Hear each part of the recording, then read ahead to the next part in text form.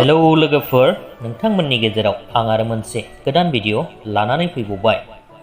बे भिडिअनि गेजेरजों नोंथांमोन बयनिबो सेराव लानानै फैदों बर'नि बयजोंबो सिनायजानाय मुंदांखा भिलेननि एक्टर बिथां रुबुल बर' बिथांनि सुंद' सोमोन्दै। जायफोर नोंथांमोना बिथां रुबुल बर' बिथांनि सोमोन्दै सुंद'यैब्लाबो मोनथिनो लुबैदों, भिडिअखौ जोबजासिम नायलांब्लानो जाबाय।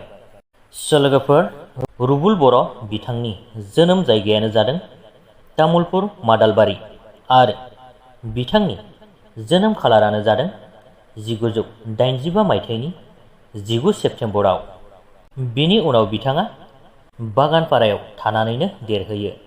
बिथांनि धोरोमानो जादों बाथौ आरो रुबुल बर' बिथाङा स्कुलखौ फरायदोंमोन बागानपारा एसटि जसेफ हाइ स्कुलाव।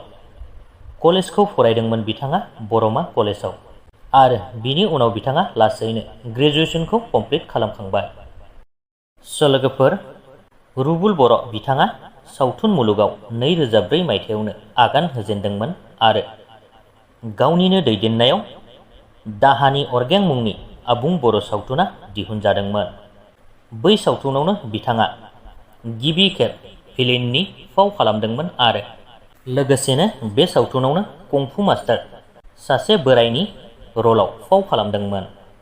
रुबुल बर' बिथांनि फाव खालामनाय सावथुनफोरानो जादों जेरै जोखोम, जिनिर, बिर, आं बर', लोरगिदिङा, जेंसि, दाखा जोमै, सायखं आरो गोबांथार दंबावो। खमैबो बिथांनि फाव खालामबोनाय सावथुनफोरा 40थानि खाथियाव मोनहैबाय जानांगौ।